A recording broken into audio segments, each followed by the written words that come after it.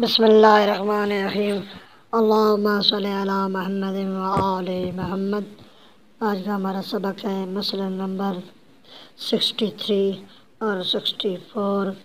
یہ بیت الخلاء کے احکام، پاخانہ کے احکامات جاری ہیں۔ احتیاط مستحب یہ ہے کہ بچے کو رفع حاجت کے لیے رو با قبلہ یا پشت با قبلہ نہ بٹھائیں۔ ہاں اگر بچہ خود ہی اس طرف بیٹھ جائے تو روکنا واجب نہیں ہے۔ مطلب اگر کوئی ماں باپ بچے کو پاخانہ کرانے لگے تو اس کو چاہیے کہ اس کو قبلہ رخ یا پیٹھ نہ کرے۔ ہاں اگر بچہ خود بیٹھ گیا ہے تو بچہ تو شریعت کا بھی مکلف ہوا ہی نہیں ہے، تو پھر بچے کے لیے کوئی مسئلہ نہیں ہے۔ اگر وہ بیٹھ گیا ہے تو کوئی گناہ نہیں ہے، اس کو اگر بے شک آپ نہ بھی روکے تو کوئی مسئلہ نہیں، کیونکہ ابھی تک اس پر واجبات نہیں شروع ہوئے۔ 4 چیزیں ہیں جہاں پر رفع حاجت حرام ہے، یعنی پاخانہ کرنا منع ہے۔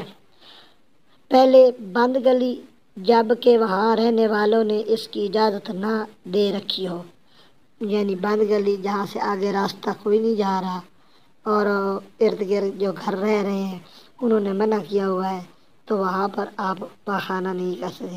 اسی طرح قطع زمین میں جو کسی کی نجی ملکیت ہو جب کہ اس نے اس رفع حاجت کی اجازت نہ دے رکھی، مطلب کسی کی ملکیت کی جگہ ہے تو بے شک اس نے ابھی ادھر گھر نہیں مطلب تعمیر کیا ہوا، لیکن اس کی اجازت نہیں ہے تو ادھر بھی آپ پاخانہ وغیرہ نہیں کر سکتے، کیونکہ اجازت ہے ہی نہیں، مالک کی اجازت نہیں۔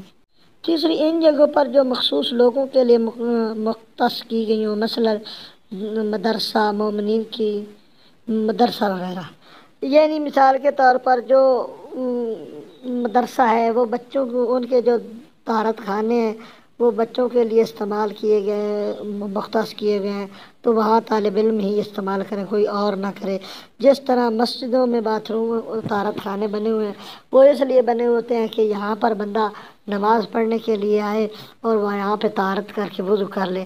ہاں اگر طہارت آپ کرتے ہیں تو پھر آپ کو یاد ہونا چاہیے کہ وضو کر کے آپ 2 رکعت نماز بے شک پڑھا کریں، نفل بھی پڑھ لیا کریں۔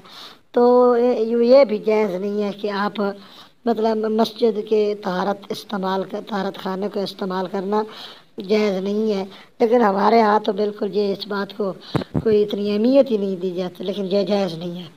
مومنین کی قبروں کے پاس جب کہ اس فعل سے ان کی بے حرمتی ہوتی ہو، یہی صورت ہر اس جگہ کی ہے جہاں رفع حاجت دین یا مذہب کے مقدسات کی توہین کا موجب ہو۔